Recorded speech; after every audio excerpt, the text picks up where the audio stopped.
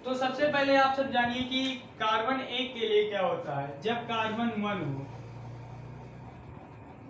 तो इसके लिए होता है मैथ, और जब दो कार्बन दिया गया हो और 3, 4, 5, 6, 7, 8, 9 और 10, ठीक।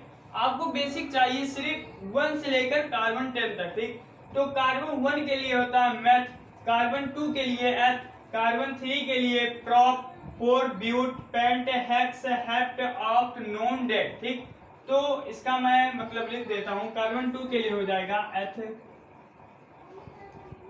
कार्बन 3 के लिए प्रॉप, कार्बन 4 के लिए ब्यूट, कार्बन 5 के लिए पेंट, ये पेंट हो जाएगा, ठीक। कार्बन 6 के लिए हेक्स,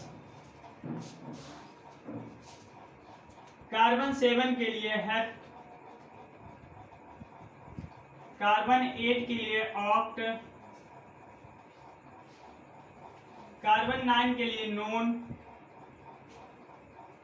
और लास्ट आता है कार्बन 10 के लिए डेथ। इतना आपको जानना जरूरी है। और इसके आगे आएगा कार्बन 11, कार्बन 12, डेक हो गया, अनडेक, दो dec, tri dec, tetra dec, penta dec, hexa dec, hepta dec, nona dec, undec, ठीक। ये सब हो जाता है आपका 20 तक। आपको सिर्फ बेसिक में जो जानना है C1 से C10 तक कार्बन, ठीक। अब इसके अंतर्गत आपको जो आईयूपीएसी नॉमेनक्लेचर कैसे बनता है ये बताएंगे। सबसे पहले आप इसके अंतर्गत ये जानेंगे कि सिंगल बॉन्ड के लिए क्या होता है, डबल बॉन्ड के लिए क्या होता है और थर्ड बॉन्ड के लिए, ठीक। जब कार्बन कार्बन के बीच सिंगल बॉन्ड हो तब हो जाएगा एन, जब कार्बन कार्बन के बीच डबल बॉन्ड हो तब हो जाएगा इन, कार्बन कार्बन के बीच थर्ड बॉन्ड हो तब हो जाएगा आइन, ठीक। इसका इंग्लिश में भी मैं बता देता हूं क्या होगा। Meth, METH, eth, ETH, prop,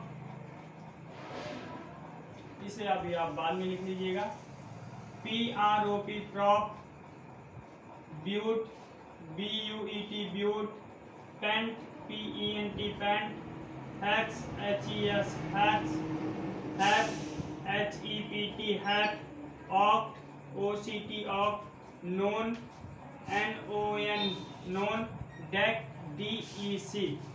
तो आप स्क्रीनशॉट लेना चाहते हैं तो इसका स्क्रीनशॉट ले लीजिए कि कार्बन 1 से लेकर कार्बन 10 के लिए हिंदी और इंग्लिश में क्या होगा, ठीक।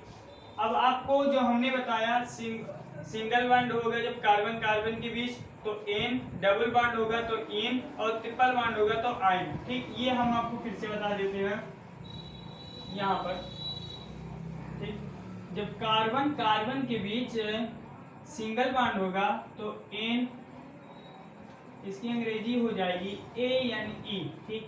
कार्बन कार्बन के बीच डबल बॉन्ड होगा तो इन, इसकी अंग्रेजी हो जाएगी ENE। जब कार्बन कार्बन के बीच थर्ड बॉन्ड होगा तब हो जाएगा आइन, YNE, ठीक।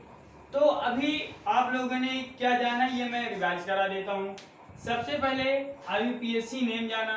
IUPAC का फुल फॉर्म क्या होता है, international union pair applied chemistry, ठीक।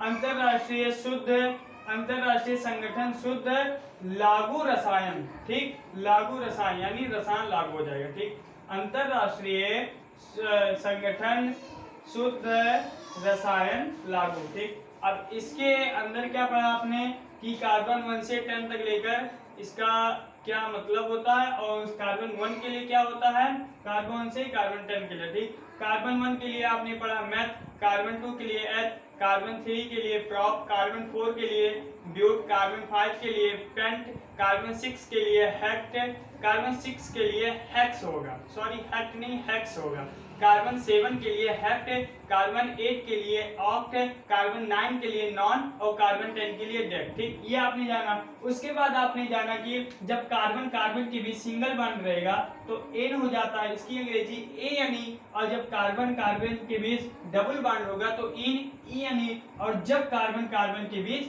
थर्ड बॉन्ड होगा तो आइन। तो इसका मैं आपको कुछ एग्जांपल देता हूँ, कुछ एग्जांपल मैं बताऊंगा और कुछ एग्जांपल आप करेंगे, ठीक। और इस किधर से गिना जाएगा और किधर से नहीं, ये भी आपको जानना जरूरी है, ठीक। और आप इतना याद रखेंगे लिए कि कार्बन 1 के लिए क्या होता है, कार्बन 2 के लिए ऐसे टर्म तक, ठीक। और जब सिंगल बॉन्ड होता है, डबल बॉन्ड और थर्ड बॉन्ड, ये आपको जरूर याद रखना है।